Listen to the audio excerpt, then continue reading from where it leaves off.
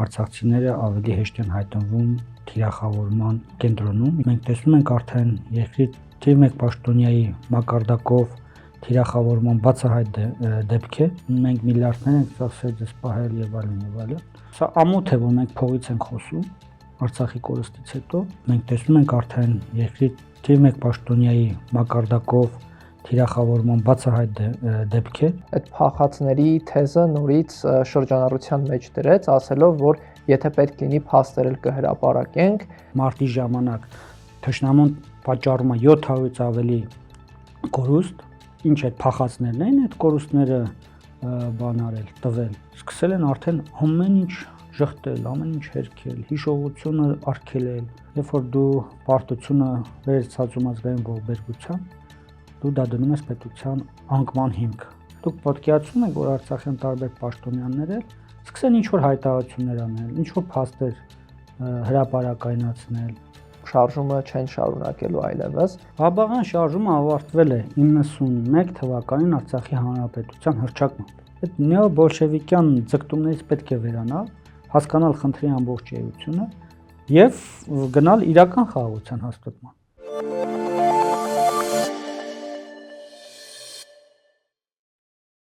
Բարև ձեզ։ Այսօր մեր հյուրը ժողովրդավարության եւ անվտանգության տարածաշրջանային կենտրոնի փորձագետ Հայկ Խանոմյանն է։ Պարոն Խանոմյան, շնորհակալ եմ հրավերն ընդունելու համար։ Համեցեք։ Պարոն Խանոմյան, տեսնում ենք, որ ժամանակ առ ժամանակ արցախցիների նկատմամբ թիրախավորումները, ատելության խոսքը շատանում է։ Ինչ եք կարծում, որն է սրա պատճառը։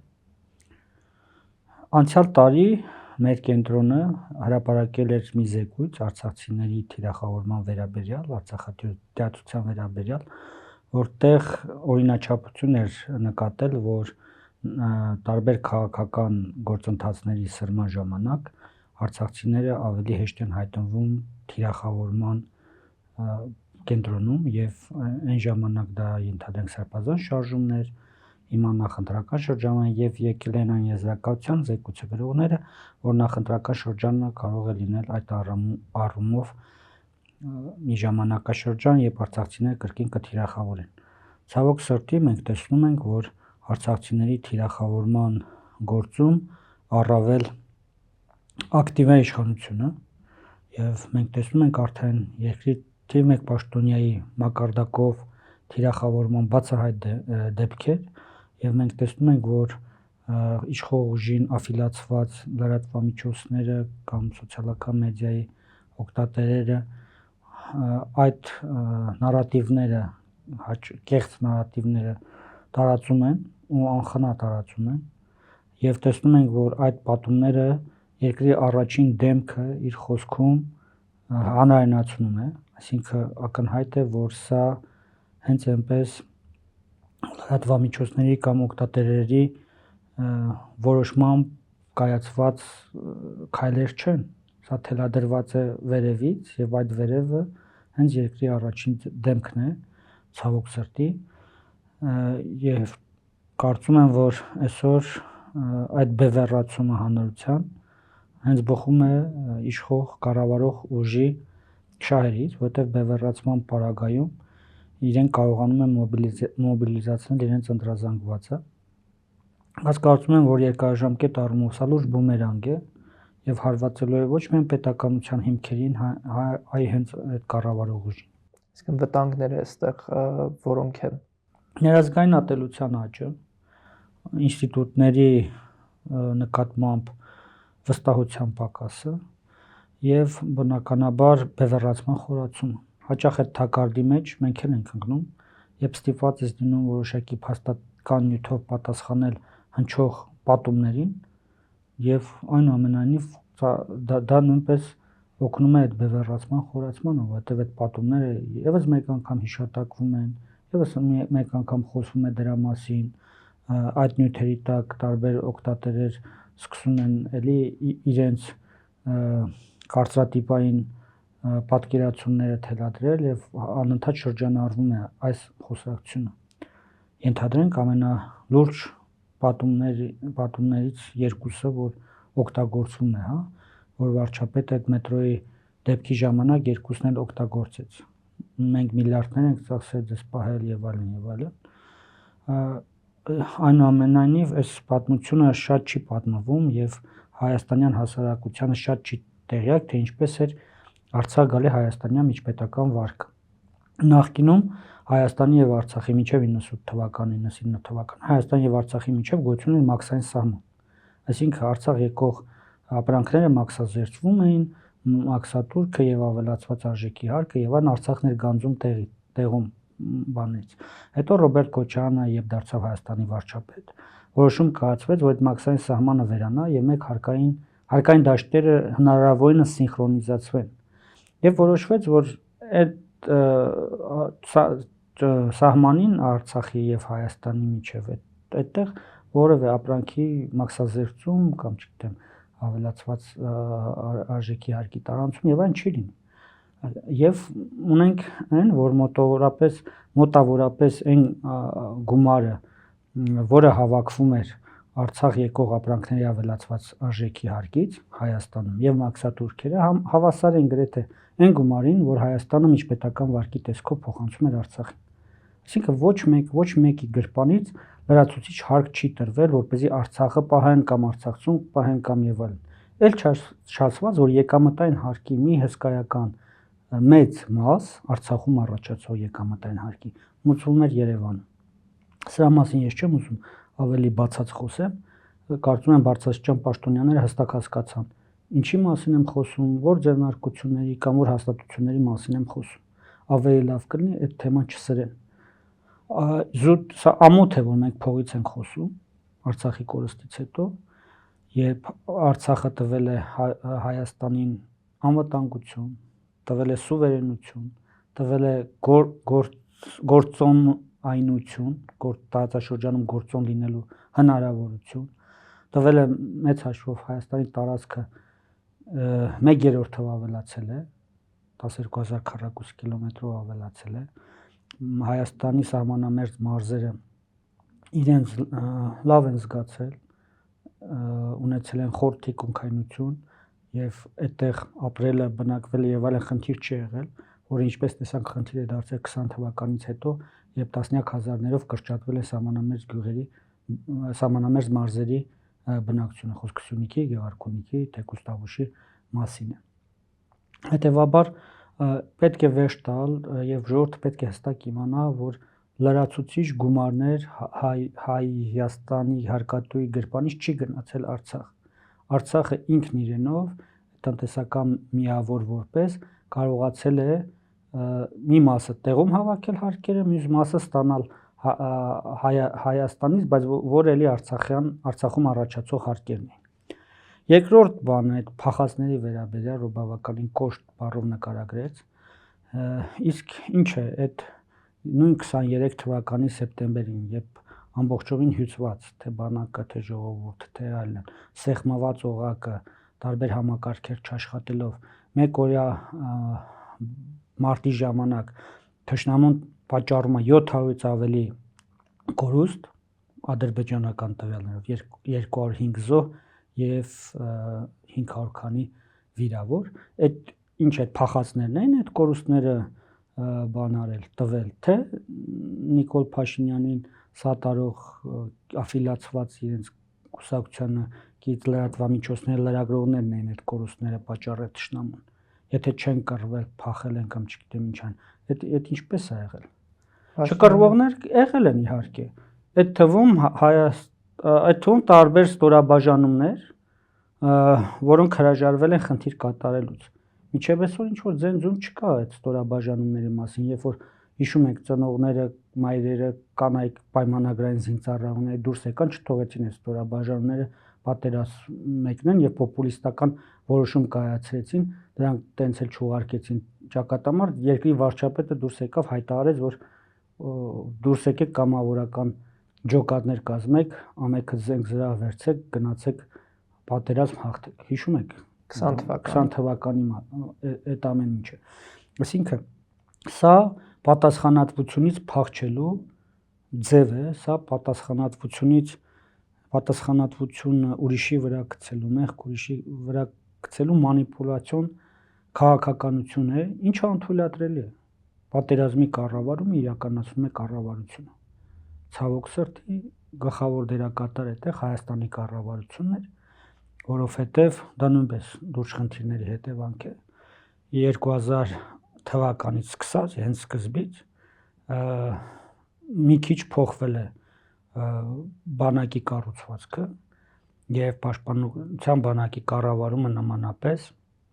առավելապես Ստեփանակերտում չէր, եթե մեղմ ասենք։ Եվ սա լրջագույն խնդիրներ է առաջացել հետագայի համար։ Եվ գլխավոր դերակատարը պատերազմի կառավարողը կառավարությունն էր, որը կարծում եմ ձախողել է։ Սակայն այս բևեռացված մթնոլորտը մեզ թույլ չի տալիս նաև տարբեր լուծումներ գտնել։ Նորմալ հասարակություններում սովորաբար նորմալ պետություններում հասարակություններին պատրաստում են պատերազմների թե հաղթանակների, թե պարտության։ Հաղթանակների դեպքում շատ չողոքեվորվել, պարտությունների դեպքում շատ չկոտրվել, որովհետև երկուսն էլ կարող են ունենալ ճակատագրական հետևանքներ։ Հիմա տեսեք ամառը 20 թվականի հունիսին, թե հուլիսին, այդ փոքրիկ չպահվող դիրքի անվախ դիրքում, այո, Տավուշի մարզի դիրքը գրավելու դեպքում վերցրին 7 տասնյակ մարտական խաչ տվեցին, ազգային հերոս տվեցին եւ այլն,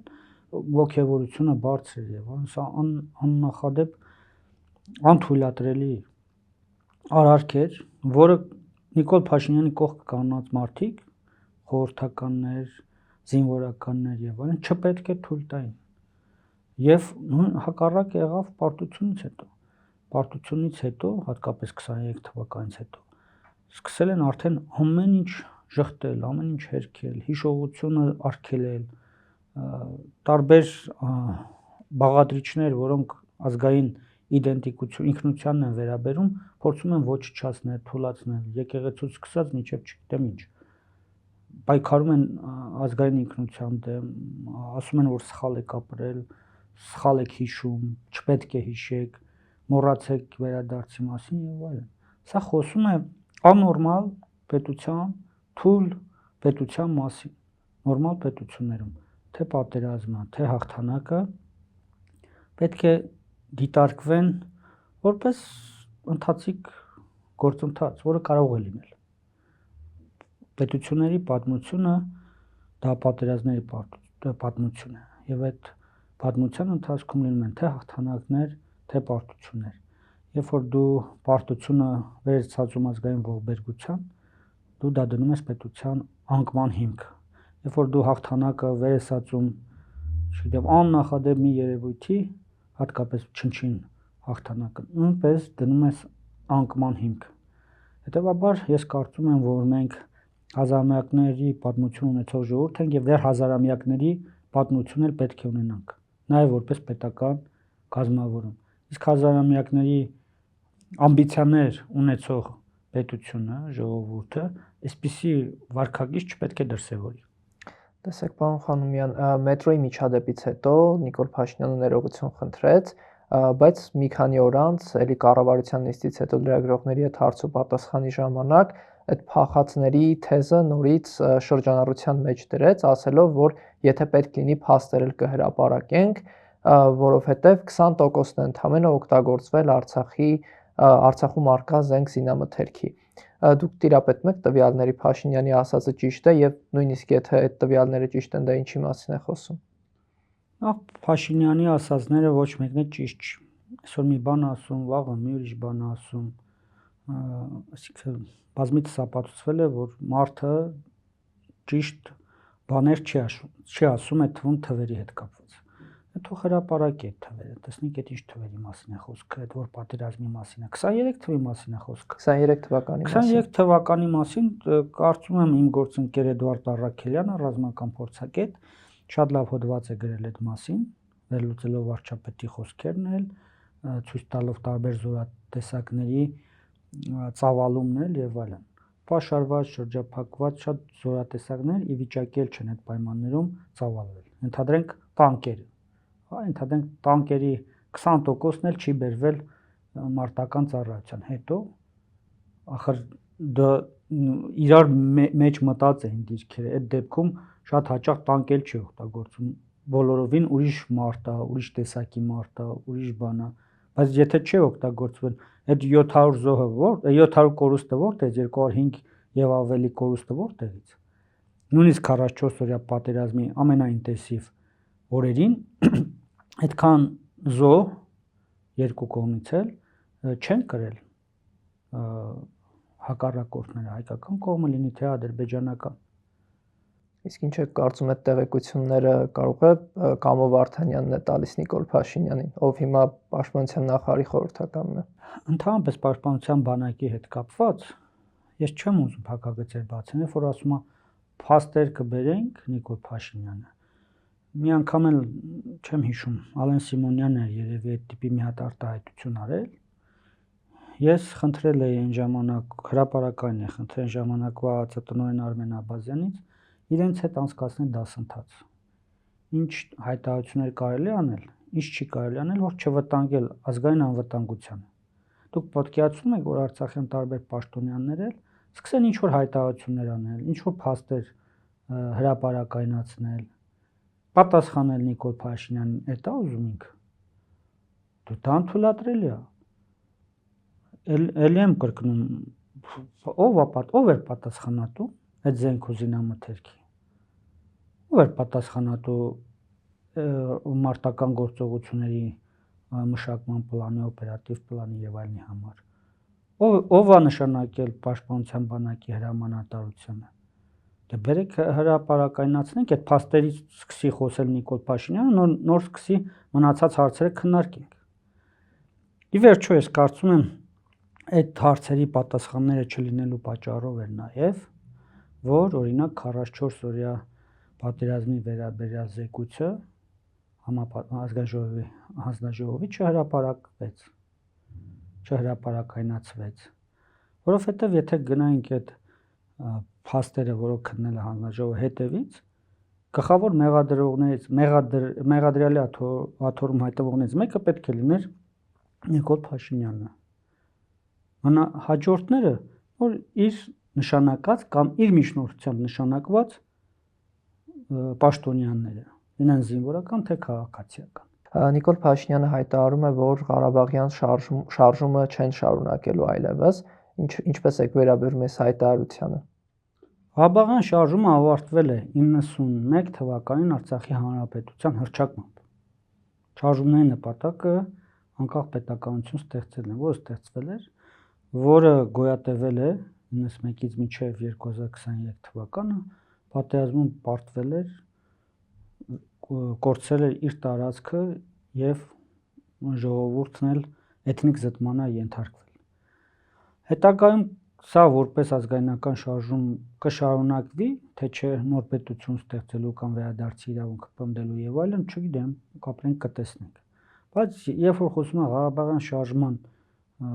չշարունակելու մասին, չի շարունակվել 91 թվականից պետություն էր, Արցախի հանրապետություն էր, որի հետ նույն Նիկոլ Փաշինյանի կառավարությունը ինքը անձամբ եւ այլն ուներ իրավապայմանագրային լուրջ հարաբերություններ։ Ես որպես կառավարության անդամ հարաբերվել եմ Հայաստանի կառավարության հետ, որի ղեկավարը էլի Նիկոլ Փաշինյանն էր։ Ես որպես ազգային ժողովի պատգամավորն ժամանակ Հայաստանի Հանրապետության տարբեր գումարումների ազգային ժողովի պատգամավորների հետ միջ խորհրդարանական հանձնաժողովի շրջանակներում եւ այլն հարաբերվել եմ, ու այսպես շարունակ։ Ու ոչ միայն Հայաստանի, այլ նաեւ տարբեր երկրների խորհրդարանական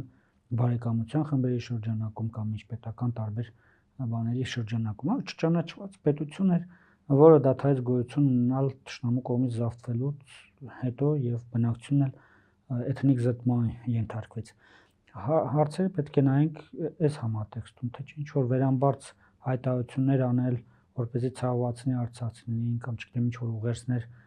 հղի Բաքվին եւ այլն, մի քիչ անտրամաբանական է։ Խաղաղության պայմանագրում կա կետ միջազգային հայցերից հրաժարվելու, միջազգային ատյաններում արկա հայցերը հետ կանչելու վերաբերյալ, եթե ստորագրվի այդ խաղաղության պայմանագիրը, արցախցիները կունենան այլ հնարավորություն, թեկուզ մասնավոր անհատական հայցերով, անհատական գանգատներով դիմելու միջազգային կառույցներին իրենց իրավունքների պաշտպանության հարցը լուծելու համար։ Արցախցիների իրավունքներից խոսելիս նախ եւ առաջ հիմնարարը պետք է երևի վերադարձի իրավունքից խոսենք։ Ես ուզում եմ տրամաբանական հարց տալ։ Եթե որը պետք է լինի Հայաստանի ու Ադրբեջանի միջև հարաբերությունների շրջանակ, արդյոք դա պետք է այլ բան լինի, քան միջազգային իրավունք։ Ես կարծում եմ հենց միջազգային իրավունքը պետք է լինի այս երկու երկրների իրար հետ շփվելու շրջանակը։ Եթե միջազգային իրավունքը պետք է լինի, ապա վերադարձի իրավունքը միջազգային իրավունքի անկախտելի մաս է։ Եթե վախենում եք դրանից խոսել կամ օտարում եք, ասում եք, չէ, սրանից բացի, սրանից ու Ադրբեջանի եւս պահանջած մի երկու իրավունքից բացի բերեք մնացածի մասով շփվենք, դա է տրամաբանությունը, ես չեմ հասկանում։ Եթե վերադարձի իրավունքը միջազգային իրավունքի մաս է,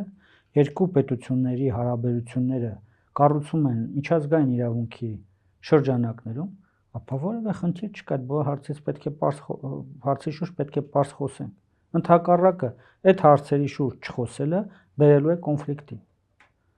Արցախում 90-ականներին կոնֆլիկտի առաջացումը հետևանք էր Խորհրդային Միության սկզբնավորման սկզբում այդ կոնֆլիկտները քնեցրել են կոնֆլիկտները կամ ենթադրել են, որ լուծել են այս ձևով, 70 տարի հետո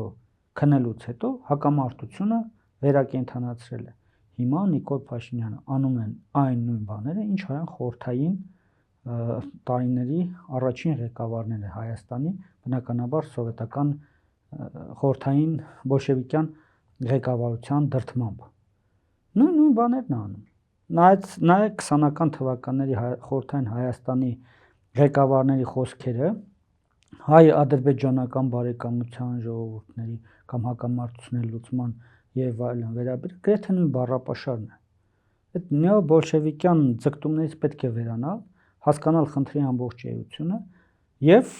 գնալ իրական խաղաղության հաստատման։ Իրական խաղաղության հաստատումը ենթադրում է խոսել բոլոր խնդիրներից եւ բոլոր խնդիրների համար փորձել լուծում գտնել։ Եթե դու չես գտնում այդ լուծումը, դու քնեցնում ես խնդիրը։ Խնդիրը քնեցնելով դու հետագամ հնարավորություն ես տալիս տարբեր արտաքին դերակատարների ուշքի գալուց կամ հարմար պահ լինելուց հետո օգտագործի այդ խնդիրը, քեզ ներքաշի դրա մեջ։ Դա չպետք է թույլ տալ։ Երկու կառավարություններով Ադրբեջանն ու Հայաստանը խոսում են, բարի եղեք, այս բարդ խնդիրների շուրջ խոսեցեք։ Բայց ինչի մասին է խոսում։ Լավ, Բաքուն ոտքերը ամպերոտ է, հաղթած է, կարողանում է շատ հարցեր պարտադրանքով լուծել, բայց կարող է իրավիճակը փոխվի, այս ամբողջ կոնստրուկցիան պետք է փոխել։ Նաև այն միջնորդների հետ խոշոր, որոնց բերում եք տարբեր թղթեր ստորագրելուն ձեր լուսանկարի մաս եք կազմում, մասնավորապես Ամերիկայի Միացյալ Նահանգների մասին է խոսքը, բան, այս մարդկանց նմանապես դրա մասին պետք է ասվի, որ ական չպետք է թողնել տարածաշրջանի տակ։ Այդ բոլոր խնդիրները պետք է լուծում ունենան։ Եթե ական ենք թողնում, վաղը ականը պայթելու է եւ կարող է տարածաշրջանի համար շատ ցավոտ լինել։ Վերջերս, պարոն Խանոմյան, էլի արցախցիների մասնակցությամբ քննարկում էր բնակարանային ապահովման ծրագրի հետ կապված։ Դուք ինչ տեղեկություններ ունեք, այս ծրագիրը արդյոք էֆեկտիվ է աշխատում եւ ինչ խնդիրներ ունի ընդհանրապես բնակարանային ապահովման ծրագիրը։ 2 տարի է գործում է այդ բնակարանների գնման վկայականի ծրագիրը, որ բնակապահովման ծրագիր անուն են տվել, եւ պոտենցիալ շահառուներից 10%-ն էլ չի կացանով ապահովել։ Եվ մոտավորապես 20%-ի չափ շահառուների վկայական վերցրած կա, որ դեռ չի իրացել, այսինքն մենք գործ ունենք շատ փոքր տոկոսների հետ դեռևս։ Ես ենթադրում եմ, որ առաջիկա մանկաճի եւ կաճի ավելի արագ, քան հենց սկզբից էր գնում գործընթացը, բայց սա բերում է տարբեր խնդիրների։ Տնտեսական խնդիրների, նախ մենք կառավարությանը սկզբից խորհուրդ ենք տալիս չգնալ այդ ճանապարհով, այլ գնալ նորակառույց բնակֆոնդը ավելացնելու ճանապարհով, որը հնարավորություն կտար թե զսպել գնաճը, հատկապես երկրորդային շուկայում, եւ համախառն ներքին արդյունք ավելացնել դրանով եւ այդ գումարները ծախսվեն Հայաստանում, աշխատատեղ ստեղծվեր, մի խոսքով տնտեսական շրջանառություն լիներ։ Իրենք գնացին իրենց ծանոթ ճանապարհով, հատկապես մարզերում բարձր աստիճանաբար բարձրացրին, տարբեր բնակավայրեր 4-5 միլիոն դրամանոց վկայականների ցանկում դրեցին եւ այդ մարզերի բնակիչների չիրացվող գույքը դարձավ իրացվելի եւ ավելի թանկ։ Դա բերեց տեղի բնակչության փոխարինմանը փախստական բնակչության, որի այսինքն դուք պատկերացրեք, չգիտեմ, Գեղարքունիքի մարզի Վարդենիս խոշորացված համայնքի մի գյուղում ինչ որ տուն կա, որը գնող չունի 10 միլիոնով, 15 միլիոնով գնող չունի եւ ահա միանգամից շուկա է առաջանում, այդ տունը վաճառվում է 20-25 միլիոնով։ Ինչ պետք է անի տանտեր, միանգամից արագ վաճառ, մանավանդ տանտերերի մի մասն էլ Հայաստանում չեն։ Գնացեք Չարենցավան, գնացեք Հրազդան, դուք կտեսնեք բազմաթիվ տանտերերի, որոնք վաղուց Հայաստանում չեն ապրում են Ռուսաստանում եւ գրեթե հետխորհրդային տարիների վիճակով էլ այդ բնակարանները բավական բարձր գնով վաճառում են արցախցիներին։ Իր գումարի մի մասը հոսում է Հայաստանից։ Այդ երկրորդային շուկայի չիրացվող գույքը դառնում է իրացվելի եւ որոշ չափով բնակեցվում է, բայց դա եւ բերում է արհեստական թանկացման, կարեւորը։ Վաղաշաբաթում մենք նկատեցինք, որ երբ որ 4 միլիոն դարձավ Հրազդանում եւ այլն, երբ որ 4 միլիոնանոց բնականի շարքը մտցրեցին Վանաձորում, գները սկսեցին աճել։ Դա բերում է կոնֆլիկտի տեղաբնակի եւ բռնի տեղահանված բնակչության միջեւ։ Այսինքն այդ տեղաբնակը ասում է իրանք եկան, իրենց պատճառով գները թանկացան, ես 15 միլիոն էի հավաքել, որ երեխայիս ամուսնացնեմ, նոր տուն գնեմ, հիմա 25 միլիոնով էլ չեմ կարողանում տուն գնել։ Այսպես ներքին ինչ որ կոնֆլիկտ է առաջանում, որը ծնվել է կառավարության սխալ քաղաքականության պատճառով։ Բայց եթե այդ նույն բնակավայրերում ինքը կառուցեր տներ, շենքեր, բնականաբար այդ խնդրի առջև չէին կանգնի։ Հասկանալի է, դուք նոր ասացիք բռնի տեղահանված, հիշեցի, որ սկզբում ասում էին Արցախից բռնի տեղահանվածներ, հետո փոխակերպվեց այդ արտահայտությունը, հիմա ասում են ուղղակի Արցախից, Ղարաբաղից տեղահանվածներ։ Ձեր զգացել եք այս փոփոխությունը ինչպես տեղի ունեցավ։ Ճիշտն ասած, շատ ուշադրություն չեմ դարձրել։ Հնարավոր է տարբեր զեկույցներում